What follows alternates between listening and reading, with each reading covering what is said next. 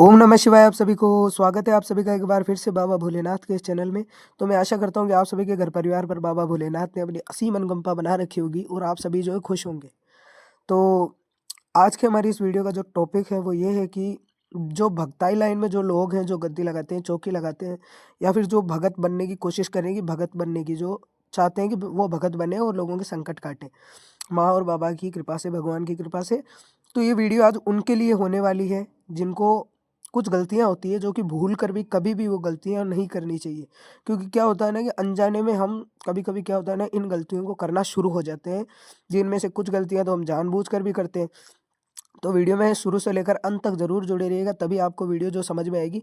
हाँ, मैं मानता हूँ कि ये वीडियो थोड़ी-सी लंबी हो जाएगी, लेकिन आप इस वीडियो को अगर आपने पूरा सुन लिया, तो मैं आपको बता देता हूँ कि आप एक सफल भक्त बनने से आपको कोई नहीं रोक सकता। भगवान की आपके ऊपर कृपा होगी, 100% होगी और आप सभी जो है एक अच्छे भगत बनोगे।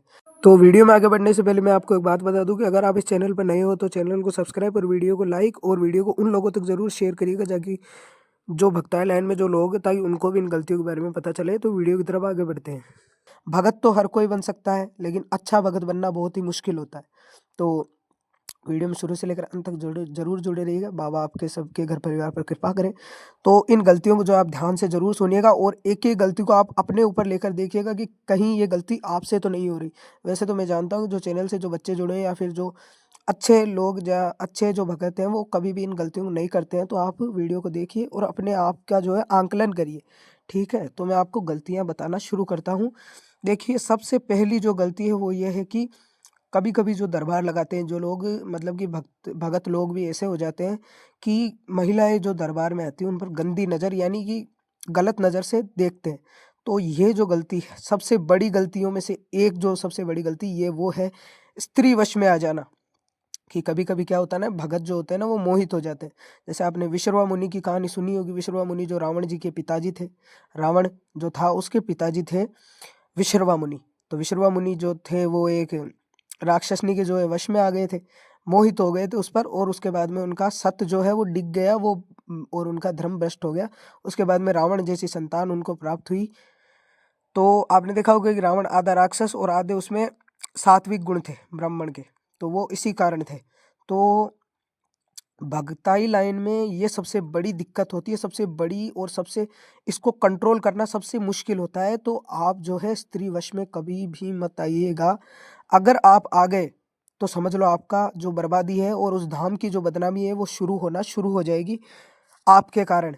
आपके भगवान की भी जो है लोग निंदा करेंगे, आपकी भी निंदा करेंगे। लोग ऐसे बोलेंगे क्या ही धाम है वो, यहाँ पर तो ऐसे कार्य होते हैं, ऐसे-ऐसे काम करता है भगत और वैसे-वैसे।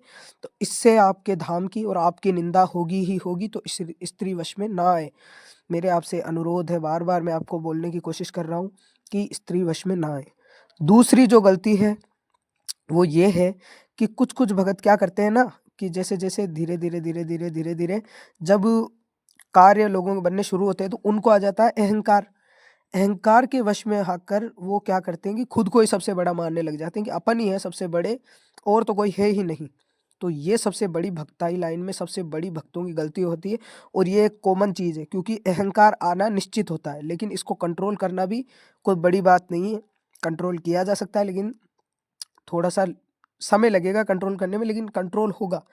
तो अहंकार के वश में कभी ना आए कि हम ये कर देंगे, वो कर देंगे, क्या कर देंगे। अरे क्या कर देंगे हम? हमारी क्या औकात है कुछ करने की? कुछ नहीं कर सकते हम। करने वाले भगवान हैं, हमारे बाबा हैं, हमारी माँ है। कोई और कुछ और कौन क्या कर सकता है? कोई भगत कुछ नहीं कर सकता है। बस करने वाले उनके पीछे हैं, वो करते हैं, वो अपने भक्तों की पुकार सुनते हैं। अगर विश्वास कर कर कोई भक्त आता है तो उसका काम वो सँवारने में कोई समय नहीं लगाते हैं। बाकी विश्वास ना हो तो फिर तो किसी भी धाम से कार्य नहीं बनेगा कभी भी।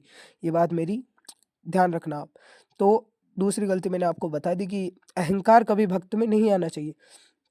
और तीसरी बात ये है, तीसरा जो पॉइंट है वो ये है कि कभी-कभी क्या होता है ना कि भगत जो होते हैं ना एक-दूसरे से ईर्ष्या करने लग जाते हैं। ईर्ष्या भाव ऐसे करने लग जाते हैं कि अरे ये तो ऐसे है, मुझसे छोटा है तू, तू भगत मतलब कि तू मुझसे ये समझ लो हल्का समझने लग जाते हैं एक-दूसरे को, बड़ा-छोटा ऐसे करने लग जाते हैं, भगताई लाइन में भी लोग। तो मैं उनसे यही कहना चाहूँगा कि ऐसे मत करो।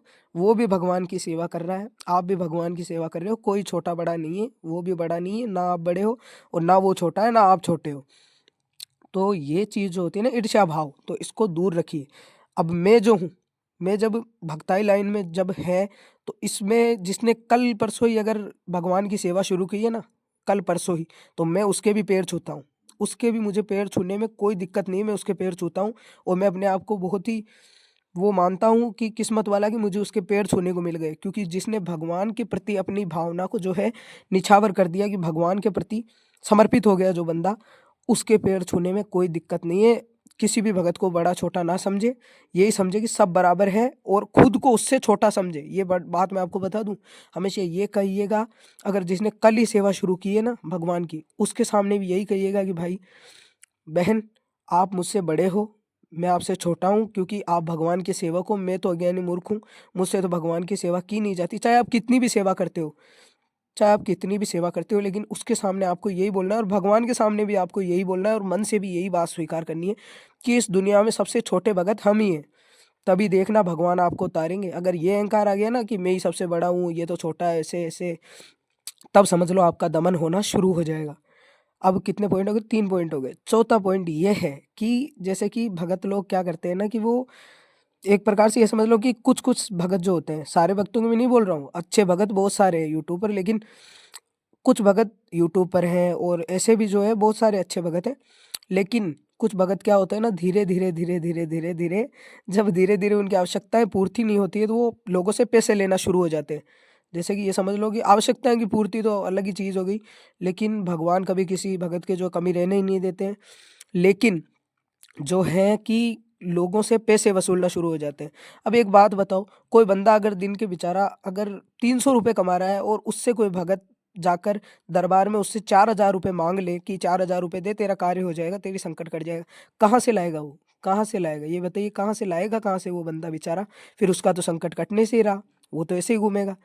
तो ये जो चीज़ है ना, जो भी अगर कोई भगत ये बात सुन रहा है और अगर ये कार्य वो कर रहा है, तो कृपा करके बंद कर देना, क्योंकि ये कार्य आपको बद्दुआ और जो होते हैं ना कि कलंक के अलावा और कुछ नहीं देने वाला है। पैसे के वश में आकर अपना नाम बदनाम कर लोगे, अपनी धाम का नाम बदनाम कर लोगे। तो अगर कोई मतलब बेचारा गरीब तो दे भी देगा आपको किधर किधर से गिरवी रख के गहने वहने, क्योंकि मैंने भी, हमारे भी घर में ऐसी दिक्कतें हुई थी, तो हमने भी यही किया था। तो गहने वहने गिरवी रख कर आपको दे भी देगा, तो फिर क्या होगा? भगवान की नज़र में आपकी क्या ही इज़्ज़त रह जाएगी? तो मैं इसलिए बोल रहा हूँ कि आपकी सद्गति नहीं होगी, ये कार्य करना बंद कर दें सभी जो भी अभी सुन रहे हैं कृपा करके। और जो भी भक्ताई लाइन में पैसे के लिए उतरना चाहता है, कृपा करके अभी जो है भक्ताई लाइन में छोड़ दीजिए भक्ताई को, क्योंकि भक्ताई कोई पैसे की कोई कमाई का ज़रिया नहीं है, समझ रहे हो? भगताई लोगों की निस्वार्थ सेवा का एक कार्य है, जो जो कर सकता है वही कर सकता है। तो ये मैं बता दूं कि पैसे-वैसे की जो किसी से भी कभी भी डिमांड ना करें। हाँ, लगते हैं, ये नहीं, मैं ये नहीं बोल रहा बिल्कुल ही ना लो। अगर लग रहे हैं पैसे तो आप लो, जैसे कि उतारे के पैसे लग रहे हैं तो वो लो आप, मना किसने किया है? लेकिन अगले को पहले बता दो कि भाई तेरे ये पैसे लगने वाले हैं, उतारे के ऐसे-ऐसे हवन होगा, ये सब उसको बताओ अगले को, समझे? तो ये कार्य 3-4 मैंने आपको बातें बता दी। है ना? 5वीं जो बात वो ये है कि झूठ बोलना। झूठ बोलना हर भगत का जो है दमन करता है। झूठ कभी भी भक्ताई लाइन में मत बोलना, कभी भी। अगर आप जो है झूठ बोलते हो तो माता सरस्वती का हाथ जो है आपके सर से हट जाता है, आपके मुख से, आपकी जिह्वा से जो है माता सरस्वती पलायन कर जाती है, हट जाती है। तो आपके वचन सिद्ध होना बंद हो जाते हैं। तो झूठ कभी मत बोलना भक्ताई लाइन में। तो मैं आशा करता हूँ कि आपको वीडियो में जो बताए गए जो टॉपिक है और जो आपको बातें बताई गई, जो पॉइंट बताए गए, वो आपको समझ में आए होंगे। अगर इनमें से कोई भी गलती आप अगर एक भी कर रहे हो तो कृपा करके बंद कर देना, वरना आप कभी भगत नहीं बन पाओगे। तो माँ भगवान तो जो क्षमा करते हैं, अगर आपने कर भी दिए तो आप क्षमा मांग लेना, भगवान आपको क्षमा कर देंगे। और जिनको भी जो है निःशुल्क फ्री में पूछा लेना है, वो रोजाना 8 बजे जो लाइव आते हैं चैनल पर, तो आप लाइव में जुड़कर निःशुल्क पूछा ले सकते हैं। तो मिलते हैं आपसे इसी को वीडियो के साथ, तब तक के लिए बाबा भोलेनाथ आप सभी के घर परिवार पर अपनी असीम मनोकामना बनाए रखें। मिलते हैं इसी को वीडियो के साथ, तब तक के लिए ओम नमः शिवाय, ओम नमः शिवाय, ओम नमः शिवाय। जय श्री राम।